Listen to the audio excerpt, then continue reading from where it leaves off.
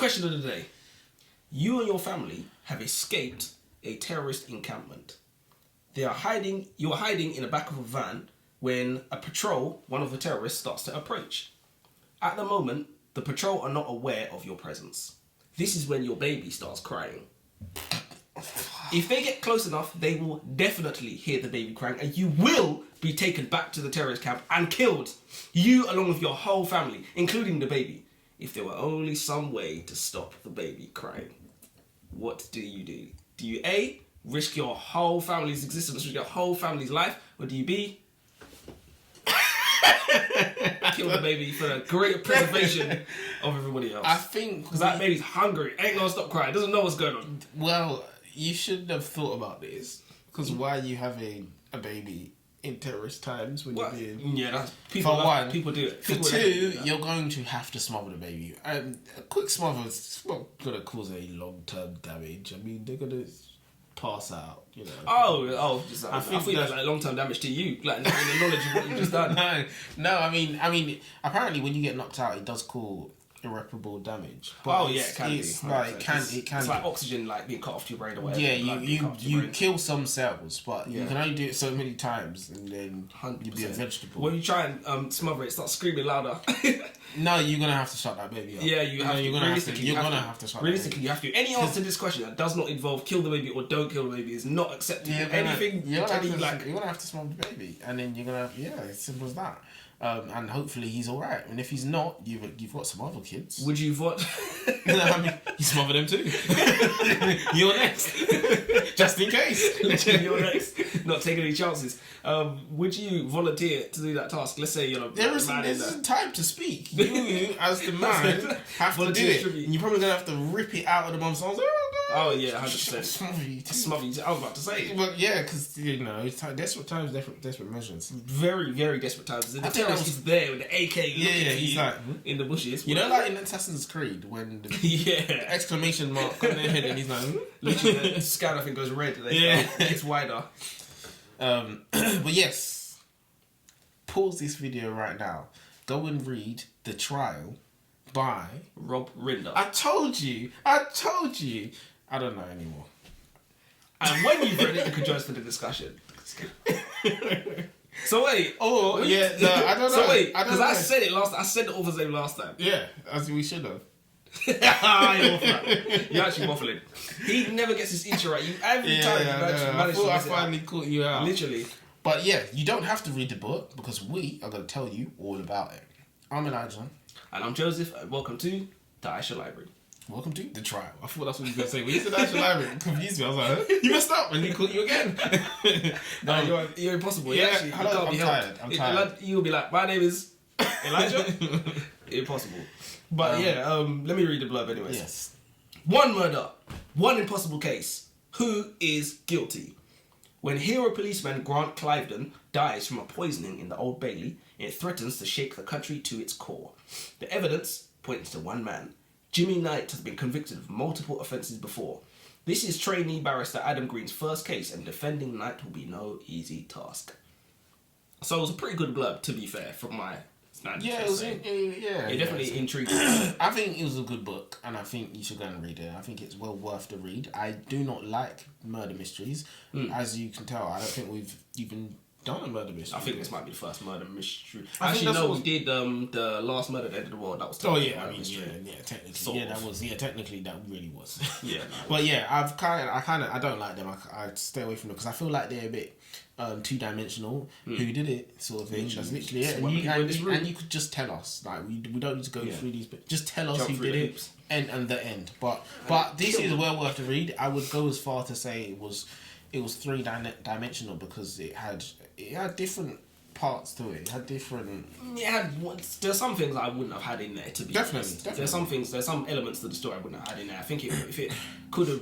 Sounds weird to say this, but I think it could have benefited from a slight reduction in dimensions, if anything. If there was one fewer dimensions, I feel like we could have really locked in on the good bits. Yeah, there's that. But I think because of it's a stereotypical whodunit, it needed to be original. Maybe. It needed to be original, unless you want to go with a classic, and the classic is just a bit. Agatha Christie. Yeah. One of you. But yeah, Adam. Sorry to interrupt you. It's so funny you should say that because you remember you used to love Death in Paradise. So I used to be like, you're shit. Yeah, but shut up. He was like, I could argue this. Yeah, it wasn't that. Remember, back then there wasn't a plethora of things to watch. We had channels 1 to 5. We didn't have Sky. So, that was on, right. And I liked it. Sky, come on. And I wanted to guess who the murderer was as well. At least, yeah. So the whole point of murder mysteries that you just said. Yeah, but... Yeah. What? Alright, mate. Listen. I was getting a new co-host. No sense. You're the co-host. You're not the co-host. Do you know what you are? You're James May. And I'm Jeremy Clarkson. That's mad that you just said that. But yeah. Adam gets put on a case, a very stressful case, that he feels like he's almost immediately behind on. He gets invited out for a drink with his colleagues, but immediately and sensibly declines, because he has work to do. One of his colleagues say, Adam, you need a drink. Indoctrination. We need a button. We need an indoctrination button. So alarm goes on. Yeah. Indoctrinate. Is the author innocently trying to convey the British culture? Or is that indoctrination? Promoting alcohol as if it is some medicine of something good or beneficial. It is. Yeah, I put in brackets Joseph because I knew you was going to say something. Only humans will force ourselves to like or love poison. There isn't a single person in the history of the human race who tried rum or vodka for the first time and said, yum. No. There isn't a single person who tried a cigar and said, I love the way this makes me choke and burns and incapacitates my lungs. It makes me feel as though I'm dying on the spot. That's literally what it's... Even smelling cigars. There are grown adults that you know that will not eat certain things that are good for them, such as vegetables, that is necessary for their body to be healthy, because I don't like it. But they can drink rum and smoke and whatnot. Are humans just stupid? Vegetables don't make your head feel funny. They're not fun, Are we just stupid? Yeah, of course. We have the capacity to do things for enjoyment, which means we're stupid. Because enjoyment often contradicts what makes sense to do or what is good for you. Definitely. So, because we have the capacity to enjoy, we have the capacity to just deviate from what is actually good for us, whereas no other real organism does this, deviates from what is good for them for no reason whatsoever. For personal enjoyment is a thing that happens in your brain. It's like some neurons firing. It's nothing material happening. So nothing is really happening when you're enjoying yourself. You just think you're enjoying yourself. You just think you're enjoying yourself. You're just in a state. You believe you're enjoying yourself. When you're just not in distress. You're just not in distress. That's literally what's happening. Having said that, we should pour a drink. And a cigar. In the prologue, we're introduced to Detective Inspector Grant Cliveden, who is something of a celebrity police officer. He's protected the royal family, he's busted cocaine dealers, and now he's on his way to court to throw the book at a couple of little shits. On his way into the courthouse, however, his vision begins to swim, his face begins to sag, and he collapses dead in front of the judge and barristers, apparently poisoned. Murder mystery stories are not about the murder or the mystery or the characters. It is about the formula. The plot is one of the characters, which means we will probably have been given crucial information about the murderer in the prologue. Given that he was talking a fair bit about his family, I say his wife did it. That's my prediction. Okay. But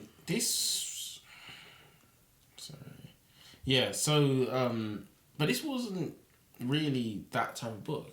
It wasn't a type of book when you can work out. No, it didn't end up. It didn't end up like that at all. But I thought that's where it was going to be. I thought that's where it was going, and that's probably why it probably went up in my estimation, because it wasn't. I thought the book was quite good though. No, I thought it was very good. Oh, yeah. It was a good pick by me. We're not. Yeah, it was a good. I hope you guys didn't hear some whatever. Nice. Some character building for the accused. Adam goes to the prison, Belmarsh, I think it is. Yeah, Belmarsh. It's always Belmarsh. It's always Belmarsh in books for some reason.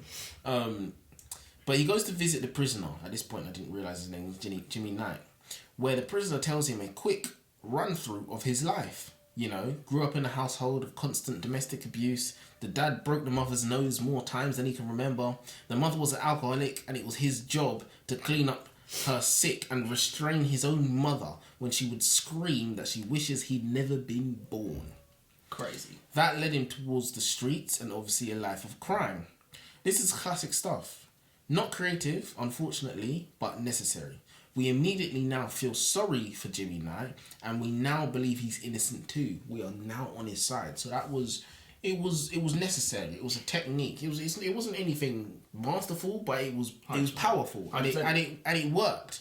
Lawyers do this all the time. If you're reading a murder mystery story, and especially this specific story is a great analogy that fits the story, because it is a book about a trial. So what does that make us? It makes us the jury. 100%. What do they do to juries? They play the violin to get you to feel for them. So you want to acquit them. If you do not want to acquit somebody, you won't. If they feel like they're not remorseful or they're a bad person or whatever, guilty straight away. But if you feel for them, you will want to acquit them, because you feel like, hey, he's not a bad person, he's not going to do it again or whatever. It doesn't matter whether they're innocent or guilty. Adam seems less like a lawyer and more like a dog's body who completes menial tasks for his superiors. Adam's pupil master, Jonathan Taylor Cameron, ordered Adam to send flowers to his mistress with a card that said, "Never again, darling." He asks, "Did you add in the bit where I said I missed her milky thighs, or did we agree that was too much?" Is that too vulgar of a compliment to give to somebody, by the way? What would you do? Let's say your girl messaged you halfway through the day to tell you, "I missed your chocolate thighs." What would you do? What did I do? No, some compliments obviously don't work for men as they do for women. Of course not. But milky, he said milky thighs. Yeah. What does that even mean? I mean, she's pale. Oh, really? Is that it? Yeah. Some people don't see that as a... I don't That's what I took it to mean. Maybe it means something else then.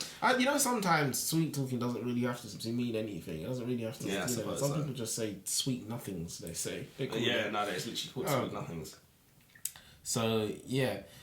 So the story moves on very quickly, which is actually quite nice for once. I feel like there was a lot of things that happened. It was like thing after thing after thing. But Adam decides to have a poke around to look for other irregularities with the case.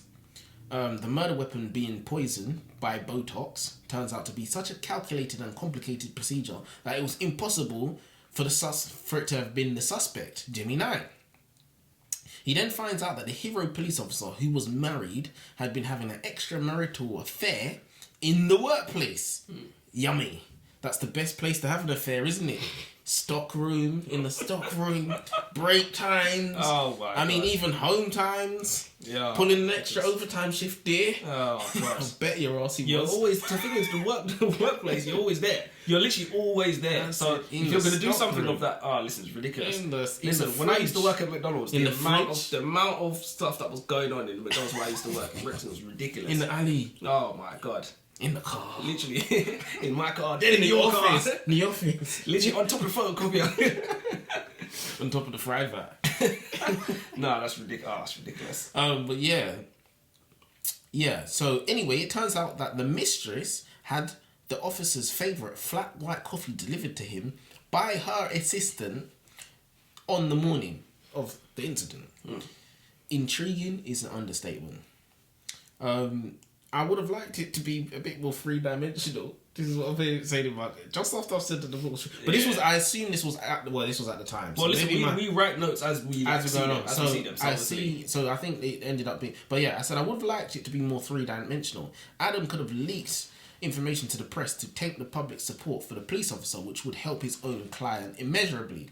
But unfortunately, we seem to be getting a lack of originality.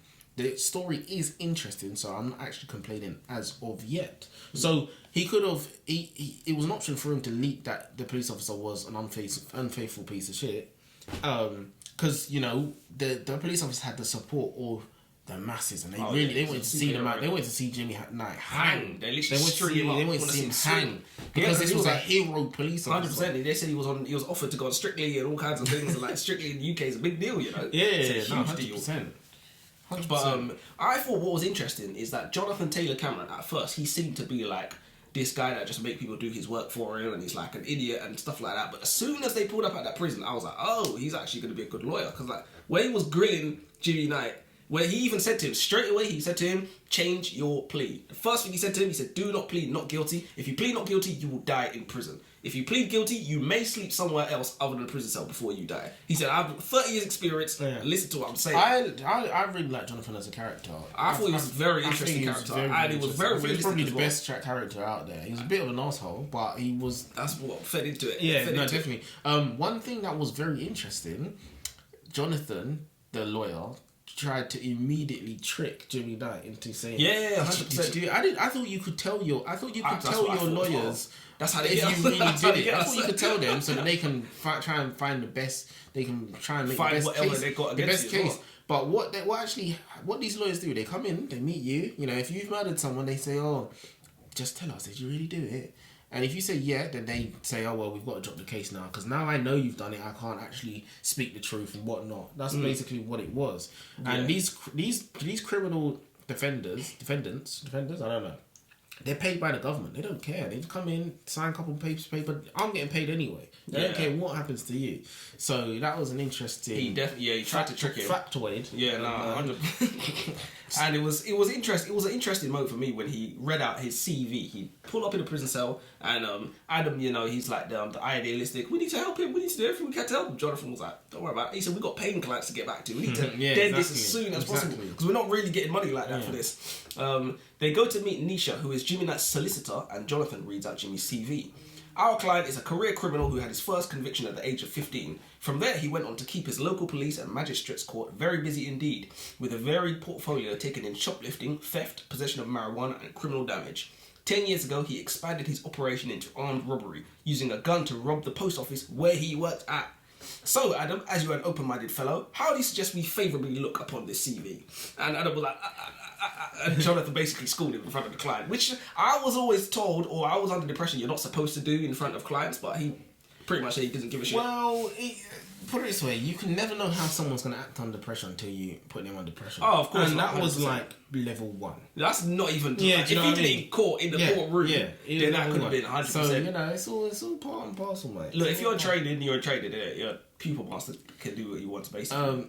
So, basically, Adam somehow gets the text messages from...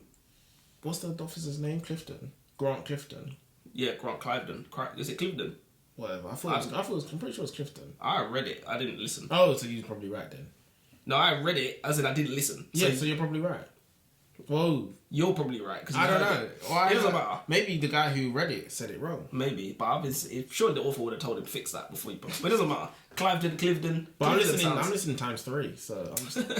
You're not hearing anything. Nobody move.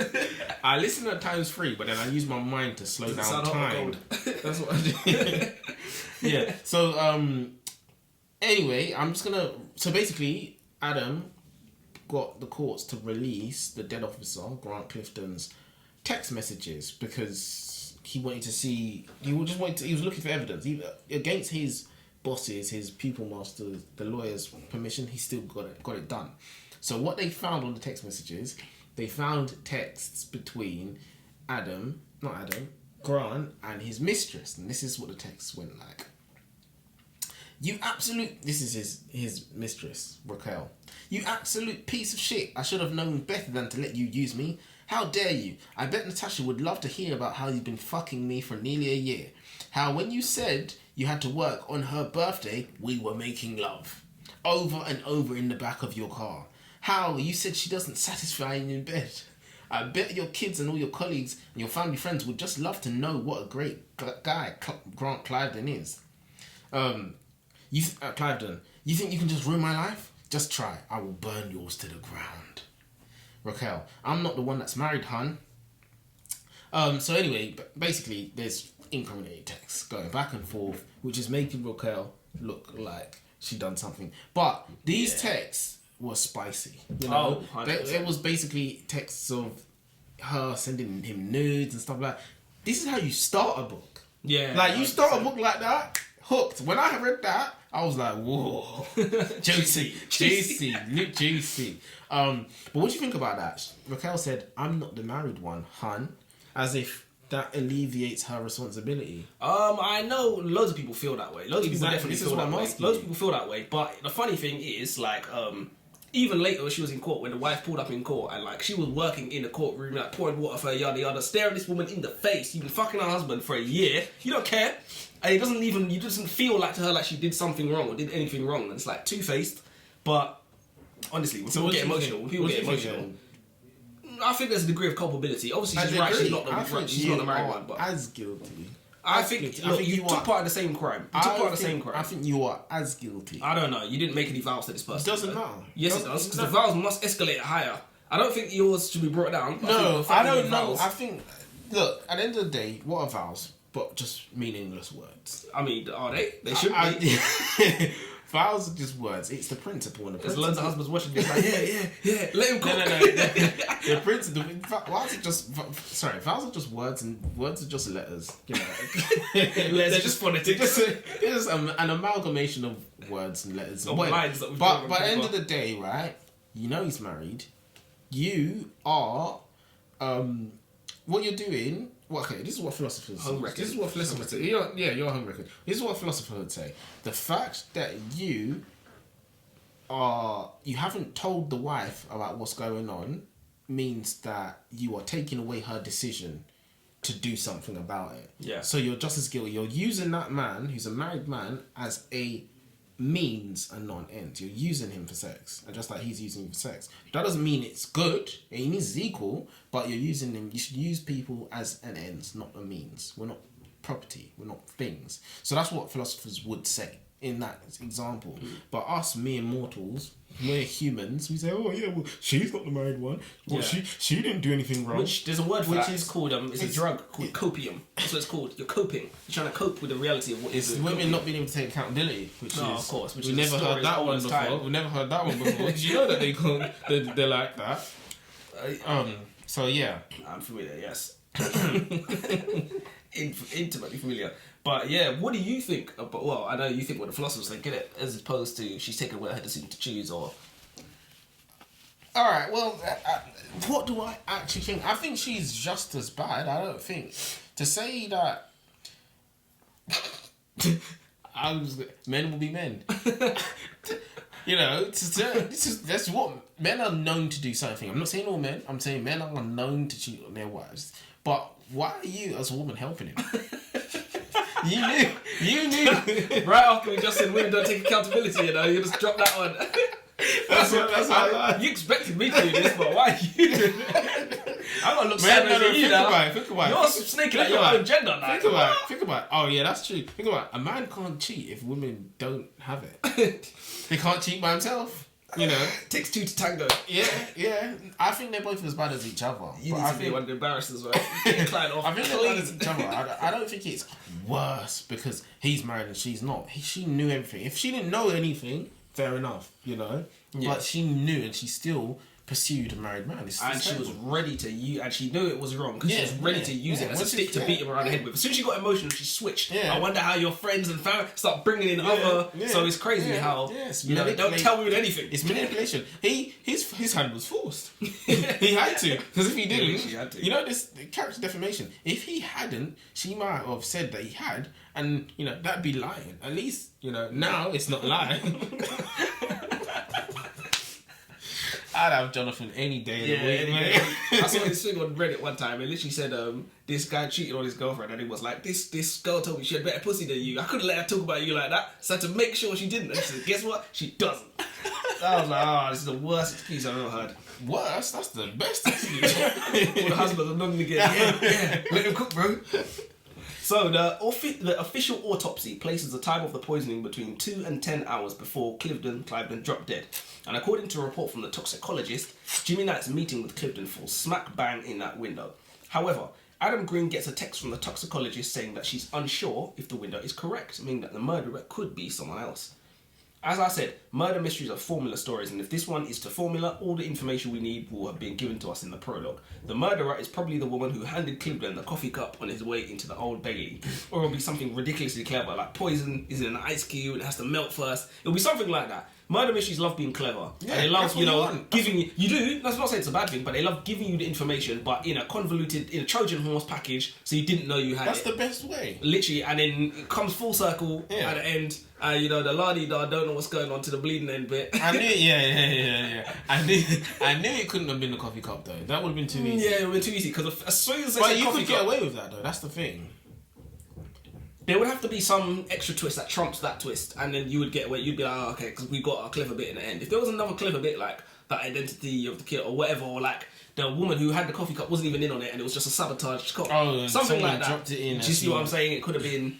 Fair enough. As long as you give the reader, the jury, the clever bit, then you'll get away with that. To be fair, making it obvious. So Emma, who is a police officer who has been recently moved off the deceased officer's team, Clive Clifton, had confirmed that Officer Grant was most definitely corrupt. And we didn't know this at this point, right? He's corrupt. He's a cheating, corrupt police officer. He didn't get and he was top of his game. Real bad man. So she subsequently reported it to the anti-corruption team. And soon after, Emma's parents got paid a visit by some mystery men. They kicked off the door, roughed her parents up, urinated on the floor, and then left, but not before grabbing the family dog, a collie, and slitting its throat. That is crazy. My question is, why could we not have experienced this for ourselves? So basically, Adam met Emma, who told him all of this sneakily in some abandoned warehouse. Why could we not experience that? Would that not have been an amazing scene, a heartfelt scene? We could have experienced that, and it could have been Adam's family. Okay, it could have been his mother. His true. mother was in this book for no reason. The mother was a good character. Yeah. It was very believable. You know, she was always trying to set him up with dates and whatnot. But that could have brought the mum to life. What I was about to say was... It wouldn't have made sense from Emma's point of view.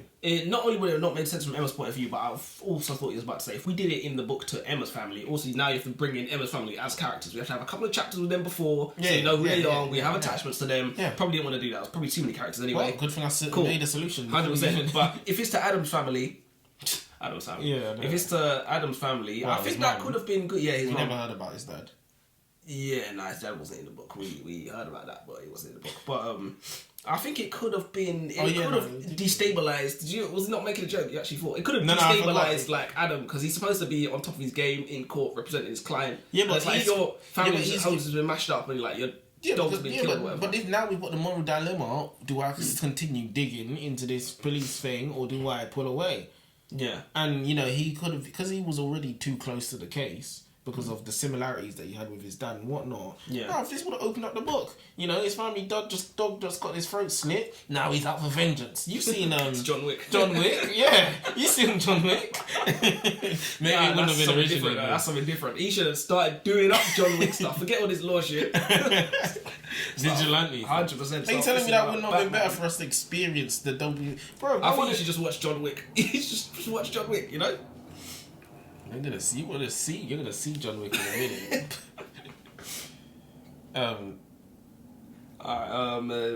Jimmy Knight swears he didn't do it, and from the tone in which it is written, it's clear that we, the reader, are supposed to believe him.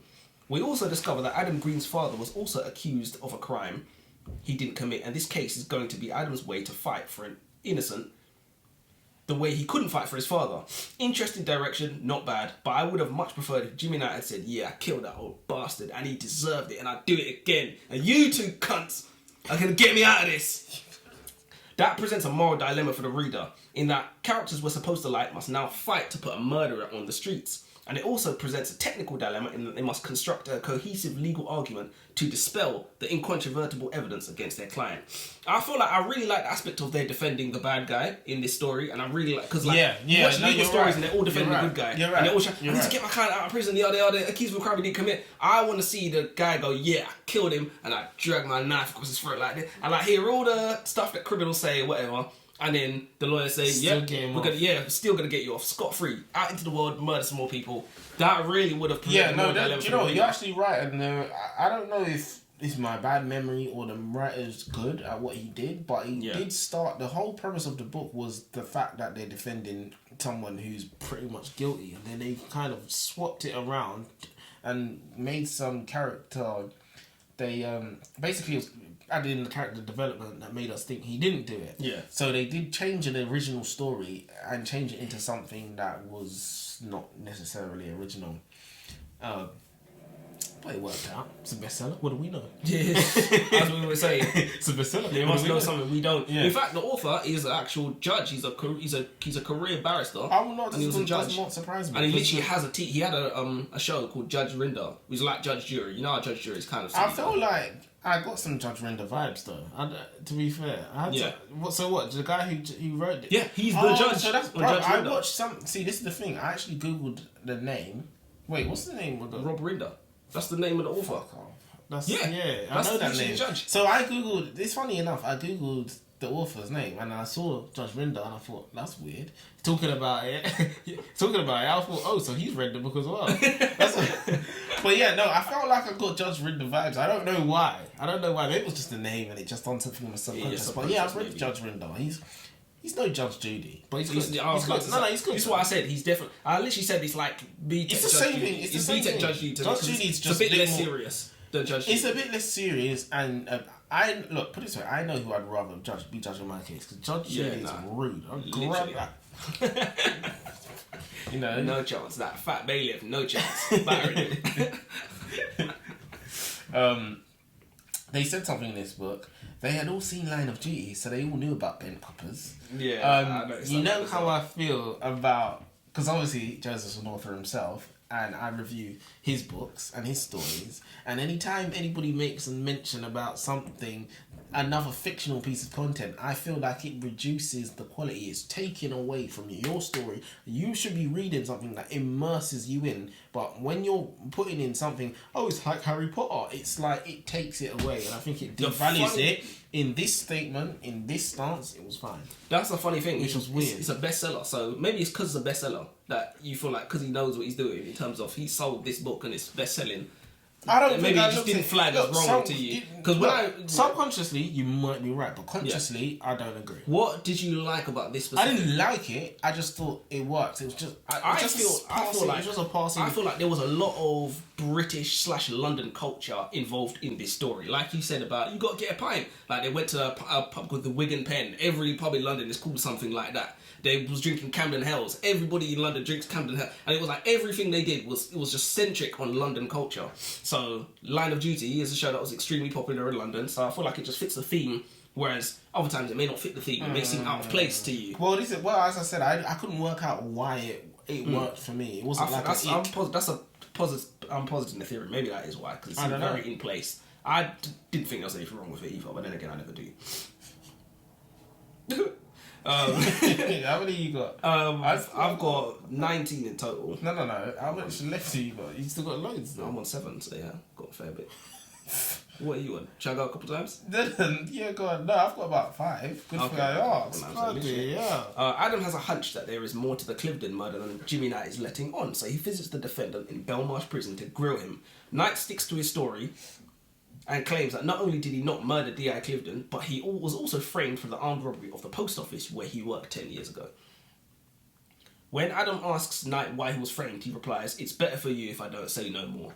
This is all part of the formula. Jimmy Knight knows something. Whatever it is that he knows, I'm betting that D.I. Cliveden knew too. And if somebody was willing to kill Cliveden to keep him quiet, I wouldn't be surprised if Jimmy Knight is the next man to end up dead. So you can see here, I'm going all kinds of places with where this story might end up. Wasn't really sure where it was going, but I was just looking at directions that could possibly have gone in. Do you know one thing? One thing that I hope I'm not spoiling anything. Well, I mean, in terms of your notes, because you still got a few. Yeah. But I think you mentioned it, or I mentioned it. Basically, we spoke to an expert, the other poison expert, who said, we don't know if the time frame is all of that specific or whatnot. When it came round to court now, literally, when I say that, she said, sorry.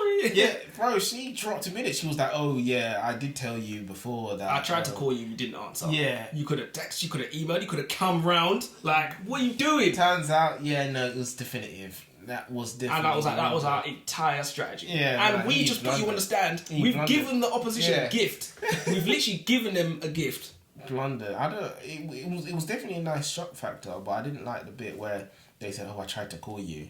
It was a weak excuse. You tried. Yeah, she just wanted a day in court. That's what it was. Because if she came clean, she managed to turn up to find a court, but she couldn't turn up to find this guy at work to tell him that she changed her mind about the thing. And that does seem like the kind of thing you would base an entire case on as well. So you kind of have to make sure that information gets across.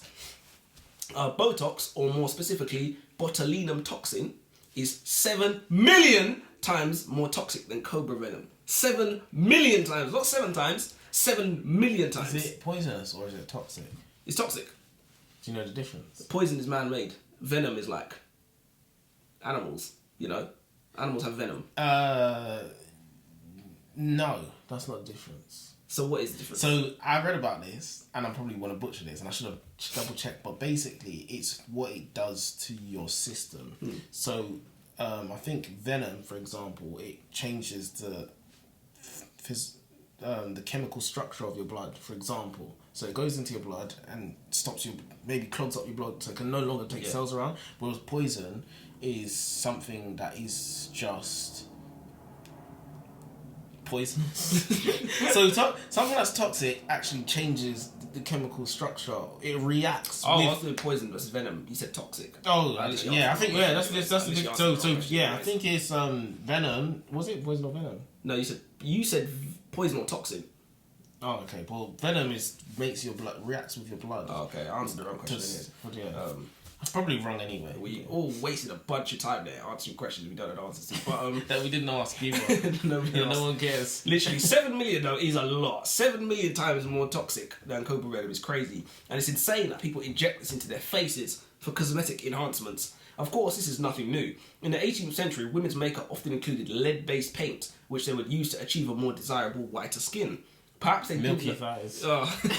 Literally, rub it in. Perhaps they didn't know it was killing them. Perhaps they might not have cared if they did know. They said 1 pint of botulinum toxin could kill everybody on the planet. 1 pint of it could kill everybody on the planet. All 7 billion people could die from 1 pint. If 1 pint got loose, somebody trips, spills, 1 pint, it could kill everybody on the planet, which is insane how I've never heard of this. This botulinum, whatever. And you'd think, because Botox, you hear about Botox all the time, it is crazy. 7 billion people all could die from a single pint of it. So, Jimmy Knight has a son who was killed in a hit-and-run accident. How original. Anyway, for some reason, since the beginning of the book, they've been hinting that it wasn't an accident. It's later revealed in a conversation between Adam and Emma that she believes Grant, the police officer, personally organised the hit-and-run accident. My question is, why didn't the author keep that as a secret from the beginning? Why did he hint and basically give the secret away that Jimmy Knight's son was murdered by Grant, the dead officer? Keeping us in the dark would have made us think, wait, Jimmy has an extra motive. I mean, we thought he was innocent till now, but he did in fact kill the officer. So, if we always thought that it was foul play with the sons, so we thought, maybe Jimmy did kill him. But now we know, when we found out that it definitely wasn't an accident, we're like, yeah, well, he probably did. Yeah, there's no chance. So and even if, there's no way that he was just having a drink with this guy that killed his son, on the morning, to forgive him, or there's no chance. It would have. We still ask ourselves the same question. Did he kill him? Did he not kill him? But it would have been more impactful if it came. It's definitely true. It's funny. Let me go again. Do you know what's funny that I literally said, what would be funny? I literally put it right here. If after all this, it turns out Jimmy Knight did do it after all, that would be a massive kick in the face to us, the reader, but it would also be a message that I don't believe people hear quite enough. Sometimes his ass is guilty. You can see it on his smug little face. Guilty, I said guilty. Parents are never happy. After discovering that the barrister who worked on Jimmy Knight's robbery case was disbarred and thereafter worked in the same pub where D.I. Clifton was allegedly poisoned, Adam feels like he has had his first major breakthrough. His mother, however, feels he works too much. Why? He's a trainee barrister with a degree, and he set himself up for a career where he will earn disgraceful shillings and be able to provide a wife and children with good lives. If that means a few years of late nights at the office and sacrificing a bit of sleep here and there, is that not well worth the price? Would she feel the same if he was sacrificing sleep to play PlayStation or to watch endless television with a girl that she wanted to set him up with? That's telling him about them endless girls. Is that really what women want? A man who doesn't think about the future at all. When the future comes, what kind of life is the family unit going to have if this guy didn't work as hard as he did? Ladies, stop telling your man he works too hard, or to call in sick, or to skip the gym so you can cuddle. The reason why good men need good women is because they provide drive and they are the jet fuel for us to take off. You think, literally, you think the Viking women told their husbands they were conquering too much or defeating too many enemies is literally nonsense. You can never crush too many enemies. And in fact, he really wasn't working that. It wasn't like working 24-hour days. He was going to the pub. He was having pints. Like he was. That was one time. It was like 3 times. Was it? Yeah, it was like 3 or 4 times. And then networking events that he was going to where they was getting drunk and there was people shagging in rooms. Like there was a lot of times where he wasn't doing any work. Fair enough. I also like the other character, the barman, who was the disgraced royal. Oh, what? I thought that... Was it Reg You didn't McNally? listen to it. Reg You didn't listen to McNally. it. Their voices really do make a difference. I mean, I don't know because I don't read the book. But it was... it was... I thought he was a decent character as well. Yeah. Yeah, no, he was a decent character. He was funny as well. Like when he turned up in court, you could tell that even though he's a disgraced barman who's been struck off, as they call it, he still knew what he was doing. He enjoyed himself, and he knew what questions to ask, and he knew what things to say and how to answer questions. Yeah. And he was literally just like, it's very difficult to trip him up. Even though it was like...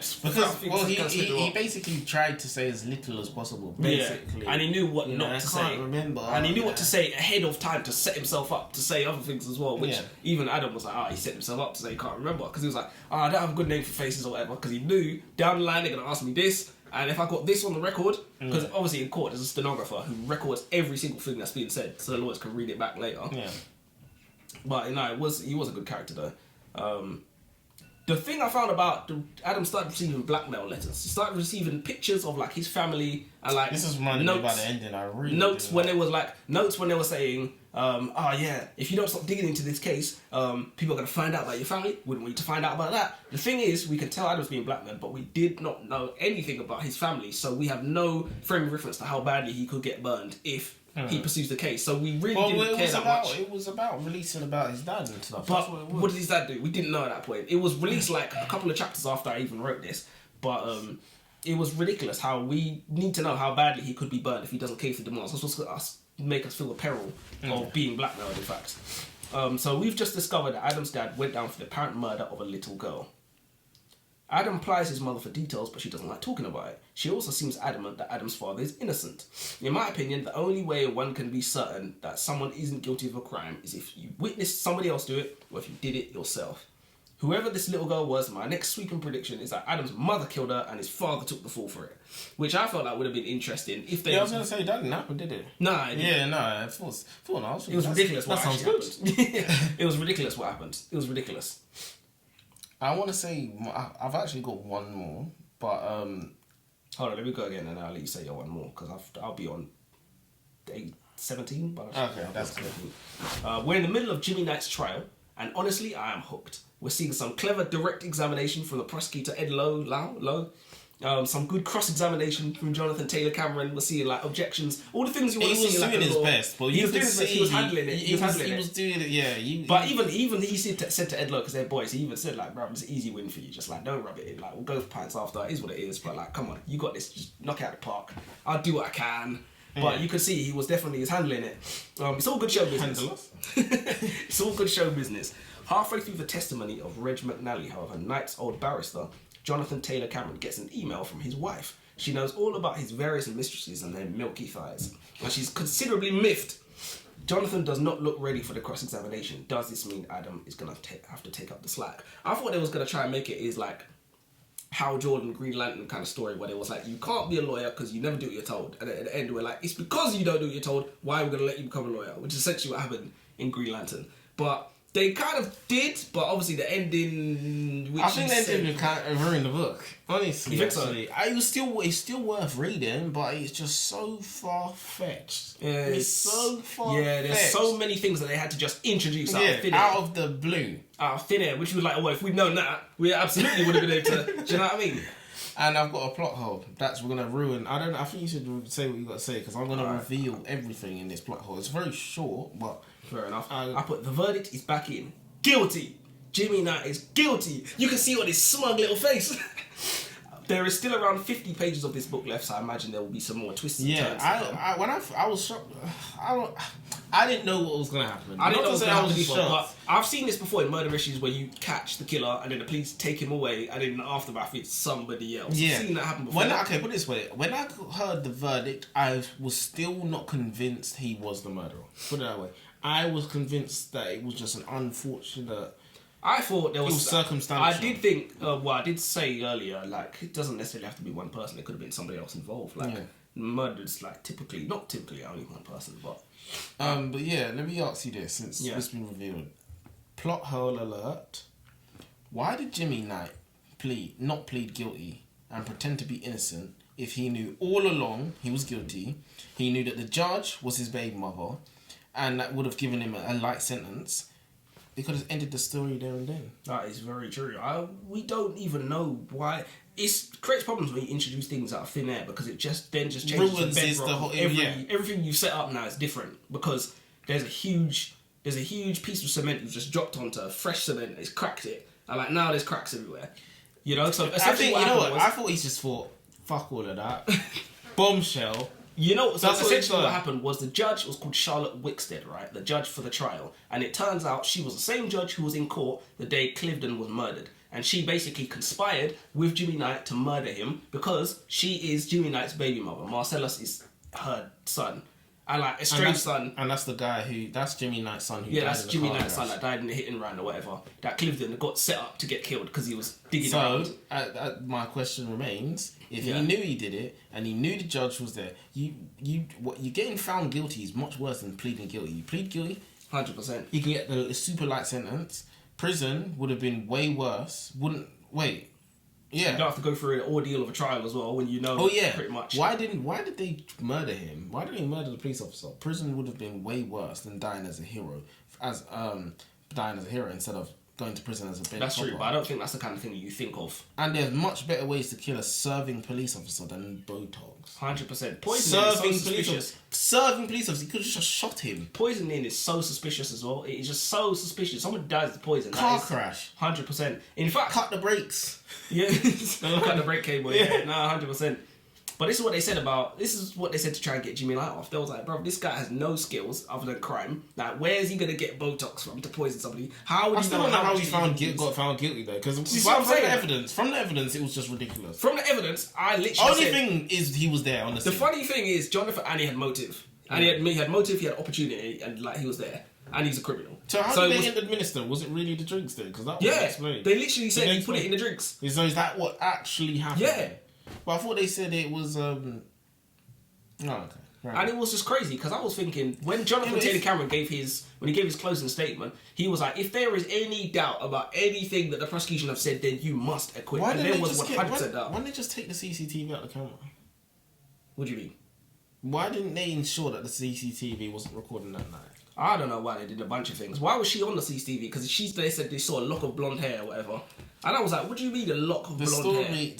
Sorry, the ending ruined the book. Yeah, the ending was very slapdash. It was very slapdash. Yeah, and at the end of everything, then we've got Adam's tenancy vote, where they're going to vote on whether he's going to be about... And I'm like, cut to the chase. Which no one cared about anyway. No one cares. But even if we did care, we know he's going to get it. Yeah, and then it was like, there's only one, it's between him and Georgina, his rival. And I was like, they're both going to get it. They're going to make a special exception. I knew that straight away. Let's get to the meat and potatoes. We know they're going to give it to both of them. And exactly what happened, they did it. But here's what's interesting. There was a last surprise twist where Jonathan Taylor Cameron said to him, you would not have gotten in if it wasn't for this letter that the judge sent to us. Where she basically gave him a letter of sponsor, where she basically said, let him in. And they did. But he knows it's a bribe, because he knows everything. So she said, I'm buying your silence. So does that make him as culpable, to take it back to your theory about the mistress and whatnot? That's actually a good question. Does it make him as culpable in, murders? Because he's let a murder go unpunished now. He's an officer of the court. He's an officer of the law. It's his duty to report that. And he didn't for personal gain. Well, I think it was the futility of it. That's what it was. What, the futility of... Look, it's not his job to get a conviction. It's his job to report it. It's not his job to make sure they go to prison. But at the same time, you got to remember, he is human. And the futility of reporting it is not worth... It's not clever. It's not clever. Of course it's not clever. It's not clever. It's definitely... It's career suicide. Listen, go into a job every day is not clever. You could rob a bank or you could steal some money from somebody, and that's much easier to get money, much faster, much less effort, but it's against the law. But I still think it's his duty to report it. But I would assume that he's going to do some research and whatnot, and he's going to gather some evidence, because that is understandable if he's going to do that. There's another book, so maybe he does. There is another book. Yeah, there's another book with Adam Green as the protagonist, so maybe he does something. We might have to look into it. I mean, and I've kind of said this already, but Jonathan, I really enjoyed his character. I thought he was quite three-dimensional. He was mean but humorous. He stood for truth and had morals, but he was a womanizer. He wasn't all evil or all good. I thoroughly enjoyed every bit of dialogue he was involved in. I'd be interested in an origin story. Oh, Jonathan Taylor Cameron origin story. I think I'd read it anyway. He might have made a better main character, to be fair. He was a better character. Adam was kind of a bad lawyer. He was okay. Adam was a bad student. This guy lost all his cases. He lost his cases. He got too involved on a personal level. He probably should have told people that he had a issue with his dad or whatnot, which is conflicting his judgment. Anyway, 100%. We haven't even talked about how this guy had an outburst in court. He had an outburst in court. He only scraped in because the judge forced the literally. And he kind of blew up their whole strategy because he didn't call the woman back or whatever. I know that wasn't totally his fault, but it wasn't anybody else's. Yeah, it wasn't Jonathan's. Yeah. It's basically what Jonathan was saying. He called her in. 100%. But what's interesting is Jonathan had a moment where he wasn't listening to the opening statement, or he wasn't listening to the witness, and then he got up to reply, and he was like, "I have nothing to say." But he was like, "I have nothing." You're a lawyer. You need to be listening to when you ask him. And he was about to ask questions, and he said, "I have no idea what to ask because I wasn't listening." And it's just that's the most human thing ever, though. Yeah, and even there was a part where I think the doctor basically said something along the lines of, "Oh yeah, that is when the poison," and he already moved on to the next bit and said, "See, my man couldn't have done it," and he was like, "Wait, what?" He said, "Yeah, because it's theatre. It's all they know the answer. Lawyers never ask questions they don't know the answers to. If they ask a question, it's because they already know the answer. It's about control. They don't want things to go off the rails." But yeah, it was super funny how, imagine you're in a murder trial, the most serious murder trial of the century, and lawyers like, "Sorry, I wasn't listening." What? Get out. But yeah, overall, the book is worth reading. Just the last 20 pages, just rip that out. Throw it away. But yeah, that was worth reading. But if I did pay for the book. You know, I'm not mad. It was good. Oh, I paid like 99 cents for it. It really wasn't. Yeah, no, it was good. It was good. I don't know what we're reading next. I mean, I know we're reading How Emotions Are Made, which is completely genre change. It's non-fiction. But yeah, we're going to come back with more information like we always do. You can just watch our videos and become more intelligent, because right now it's stupid. But yeah, I'm not going to tell you to like. I'm not going to tell you to comment. I'm not going to tell you to subscribe. We're definitely not going to say check out the podcast. Definitely not that. TikTok, Twitter. Yeah, but till next time.